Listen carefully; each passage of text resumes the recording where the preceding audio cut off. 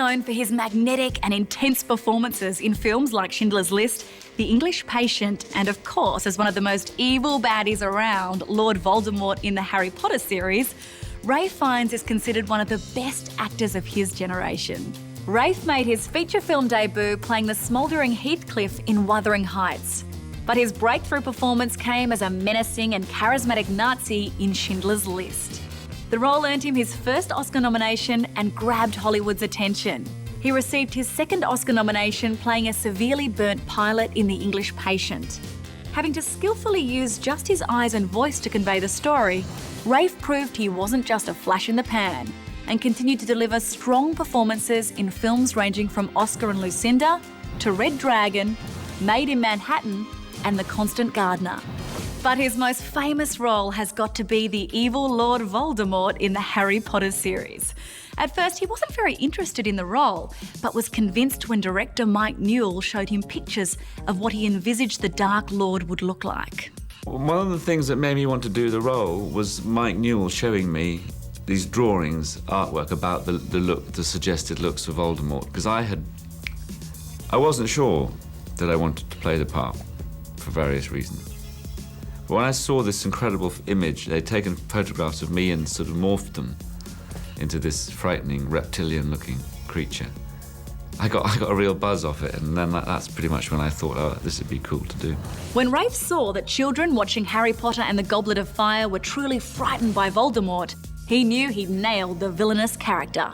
I wanted him to be really deeply, humanly evil, not an idea of evil. I mean, and that comes from fear, frustration, unhappiness. And he's a rejected child anyway. I did do a bit of research and I found out that J.K. Rowling, certainly, I think he's rejected by his father or mother or... Anyway, he has an unhappy childhood. And that can be the place where sort of hatred and anger and jealousy festers. So that sort of stuff makes sense to me. There's no denying that Ralph created a complex and scary nemesis. But portraying Voldemort wasn't all smooth sailing. You won't believe what went on beneath his cloak. I really can talk about a moment of liberation to do with my costume, because it was an irritating costume to wear. It was too long and sometimes I would trip over it. And underneath, I started off wearing tights. And the gusset of the tights kept dropping down between my thighs. And this made it very difficult to walk with any kind of dignity. So eventually I said to my dresser, a lovely young man called Neil, I said, you're going to have to cut these tights and I'm going to have garters at the top. So I enjoyed then having this garter belt on each leg. And sometimes when the stunt team are getting too macho, I would tease them with my inner thigh. I'll never see Voldemort the same way again. He's not quite as scary when you picture those garters, is he?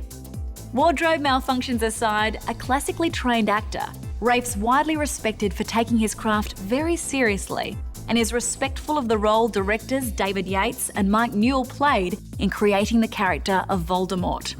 I rely on a great director. Seriously, I think for this, it's a high-definition villain. It demands, I think, a degree of sort of theatricality, if you like, and then also you want to find the balance of nuance and the sense of an inner life. And I have to say, I think that working with initially Mike Newell and with David, there were two great directors who helped me. I hope find the balance. You don't. People say it's frightening, and if that's the case, that's great. I think he should be. I like it when directors are up for the actor playing around with the text a bit, or with different interpretations of a speech or a scene. Not crazily off-beam, of course, but there are so many ways you can play a scene, and you don't really know you don't know quickly what's right. You have instincts, and sometimes the director and actor have different instincts. And sometimes we're putting our instincts on the table and seeing where it marries up. And David's open to that process, very supportive and enthusiastic. It was good. After studying at the prestigious Royal Academy of Dramatic Arts, a young Ralph joined the Royal Shakespeare Company. And throughout his career, his love of theatre has seen him return regularly to the stage in both London and on Broadway. He even came down under to tread the boards. And it was here in Australia, following his performances in First Love at the Sydney Festival, that he created quite a raunchy scandal after an alleged tryst in the toilets with a flight attendant. It's true what they say, it's the quiet ones you've got to watch. Ralph has a real gift for getting under the skin of the characters he plays. From the Duke of Devonshire in The Duchess, to a military man in Hurt Locker, and as Michael, a man trying to come to terms with the atrocities committed by the Germans in World War II in The Reader. You know, he's so brilliant and so immersed, actually, really immersed in the character and wanting to do absolutely what's right for the character, and yet at the same time be willing to try something different. When Ralph read the script for The Reader, he was immediately drawn to the project. The mark of a good screenplay is often that it seems simple. Scenes seem simple, but actually they contain huge things. And that's, I think, the beauty of this screenplay, is that in a few sentences, David Hare, a few sentences that seem like an ordinary conversation, the undercurrents, the subtext is really, shaking. It's really vibrating with different meanings and layers and what people are saying. Keen for a further challenge, Ralph made his directorial debut with Coriolanus, a project he'd been obsessing about since he performed it on stage. Yes, I played Coriolanus about 10 years ago in London and developed, I suppose, an obsession with the play and with the character of Coriolanus. And I left this production with a very strong instinct that this story of Shakespeare's would make a very strong and contemporary film. And so for some years, its idea sat inside my head.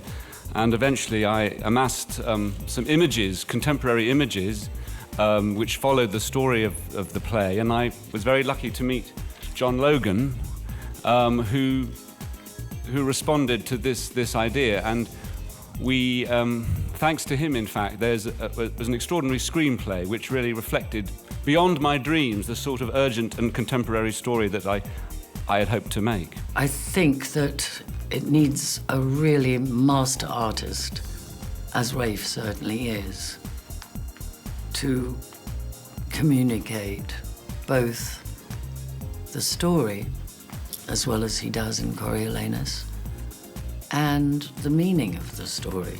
Clash of the Titans saw Ralph playing the god Hades, and he got a real kick out of the power he had in the film. To appear above a room full of people and terrorise them and turn someone from a beautiful queen into an old woman just by looking at her. It's not something I do every day. From performing classic Shakespeare to playing the ultimate villain Voldemort, Ralph Fiennes has proven that he's an accomplished, versatile and respected actor. He always brings a deeper complexity to the roles he plays and continues to surprise us with his mesmerising and often chilling performances. And I'm intrigued to see what he has in store for us next. Stay tuned to Starpix for all of the movies you know and the actors you love. Broadcasting glorious high definition with 5.1 surround sound where available. For more of the best in entertainment news, check out your Movie Network channels. It's all together better, on screen and at mnc.tv.